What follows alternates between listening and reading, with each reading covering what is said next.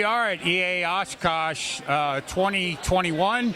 I think everybody's excited to be here. It's been a whole year since we haven't had Oshkosh EAA AirVenture. I'm standing next to Kathy Davis right now. She represents a group that built an RV-12 kit plane, and we're standing in the belly of a UPS 747 freighter. And I'm going to hand it off to Kathy, and Kathy is going to tell a little bit about this project and how it all got started. Thank you. My husband, Gordon Davis, is the president of EAA Chapter 1522. We're located in Cynthiana, Kentucky. We have a healthy, thriving chapter. We work a lot with kids. We want to do everything we can to promote aviation to the next generation. So our chapter has been involved in a youth build with the RV-12. These folks here are part of that build. We have the coordinator of the build, Keith Altman, and I'm going to pass the torch to Keith and he can explain a little more. Hi, my name is Keith Altman, former aircraft mechanic for UPS, and I felt it was important that pass on all my knowledge to the next generation, and that's what the EAA believes. And they recently ran an article in the Sport Pilot magazine talking about the RV-12 builds reinvigorating chapters. And 1522 there in Cynthiana, Kentucky, took this to heart and acquired a fuselage or an RV-12 kit, and we've constructed that aircraft with the use of young teens from Cynthiana and the surrounding region. The aircraft is now almost complete and ready for certification, and we just have such a great group of kids that have put their head down and done a great job of assembling this aircraft and getting it ready for its airworthiness inspection. And Catherine right here is on her way to becoming a pilot, and she has on a number of occasions, almost every occasion that we've had a build, has been there to push the aircraft forward to completion. And Catherine, why don't you tell a little bit about you and why you want to be part of the RV-12 build? Well, my name is Catherine, like he said. I want to be a part of this build because I want to learn how to build a plane, and I will be learning how to fly in this plane and hopefully getting my pilot's license. And Daniel here is already currently a private pilot working on his instrument rating out of Cynthiana, and I'm hoping he'll be a future UPS pilot flying cargo, and maybe he'll fly the 747 with an RV-12 to Oshkosh one day. Daniel, tell me about what got you so interested in becoming a pilot. Yeah, so my name is Daniel, and what got me interested in becoming a private pilot and what got me into the build was we took an international trip, and it was eye-opening because it was a job that you're able to travel the world with and for free. I mean, getting to see everywhere around the world. What got me into the build was just being able to be around the people and around the community that enjoy this type of thing. And so it was a wonderful opportunity to get to see the inner workings of the plane and just offer my help. Thanks. Palmer, I believe, is going to be a future probably aeronautical engineer or mechanical engineer. Tell me, Palmer, thanks for helping out on the build, matter of fact. You're both of you a great asset. Well, all three, yeah. The whole family. It's a family of three. Isn't that great? How do you get that? Tell us why you want to be yeah, it's got really interesting mechanical systems, which is why I've been helping with the build. But I really like looking at how things work and why different systems work. So being able to design and create those systems in whatever it may be, whether that be aerospace or robotic engineering, I just really enjoy seeing those systems. And Anlin here, she has also helped on the build, and I just need to know why she shows up every Saturday. We started going to one of the Sunday meetings, and we thought that this would be a great idea to start coming on Saturdays, and turns out it was really fun, and so we kept on coming and helping. Well, this is just a small part of our team that's building the aircraft, and we still have to finish the aircraft and get it airworthy. But as you can see, we've made great progress, and we'll continue to turn this aircraft and use it for flight training in 1522 in Cynthiana. So it's quite a unique investment in the future. So thank you.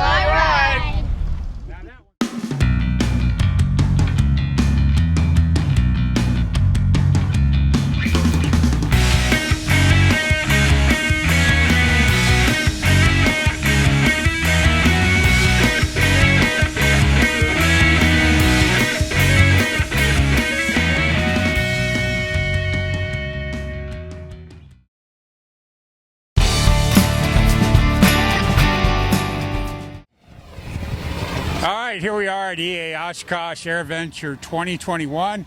We're standing in front of a Dauntless dive bomber that was recovered from Lake Michigan in 1942 that crashed on a training mission. We're here today with Taurus with A&T Recovery, and Taurus is going to tell us a little bit about his part in the recovery process of this aircraft and what part they've played in it.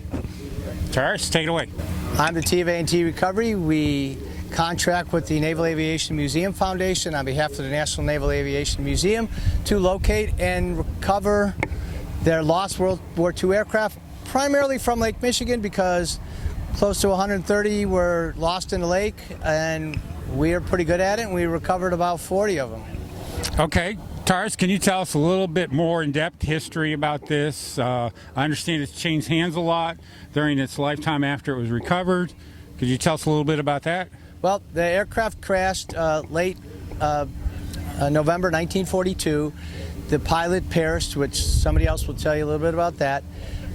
We located her in 1994. I made a solo dive on the aircraft to see if the pilot's remains were in the aircraft, because if the pilot's remains were in the aircraft, it would have become a grave site and memorial site forever.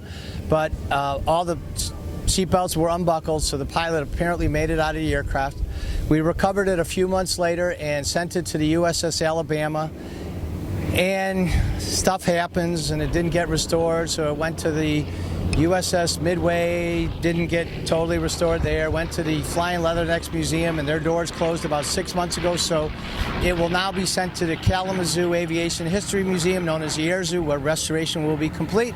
And once that's done, it'll go on long-term loan to a prominent place in the United States of America. All right, very good, Taurus. We also have with us Marshall with the National Aviation Museum, and he's going to tell us a little bit more about what's been going on with this aircraft and where it's at right now. So good afternoon, everybody. I'm Marshall from the foundation based in Pensacola, supporting the National Naval Aviation Museum. Our mission is really to help the museum expand, modernize, and restore aircraft and support their operations. We got involved in this project, as Taurus said, to fund the recovery back in 1994. And now we continue to do that type of work with educational outreach programs such as that. And we're proud to be a part of this effort, to help coordinate this effort. This was, as many would say back in Pensacola, many consecutive miracles to get all this to line up in such a short amount of time.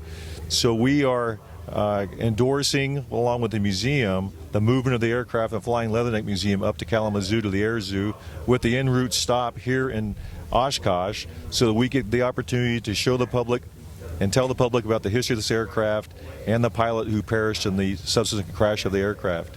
So that's kind of our role, is just to be a conduit in the whole process. Okay, great. That sounds great. All right. At the end here we have Brian, the great nephew of the pilot that was killed in this aircraft in 1942 on Lake Michigan, and he's going to tell us a little bit about the family history of that and how he got all involved in this also. Great. Yeah, my great uncle was Herbert Welton McMinn. He grew up in Goulbusk, Texas, which is a little southwest of Coleman, Texas. He graduated from Texas A&M and then went right into the Navy and became a naval aviator.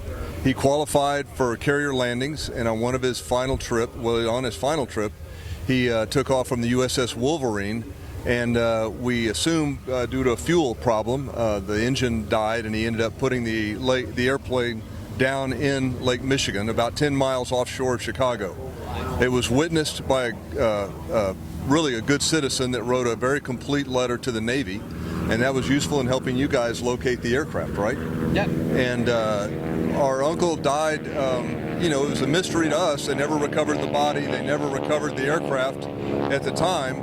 And so the aircraft ended up, it was, like I said, a mystery to the family until I got a fateful call from this guy who said, are you related? Through my family. It was a funny call, and so we've been involved ever since. It's been a great experience. All right. Well, thank you very much, Brian. Thank every one of you guys for being part of this.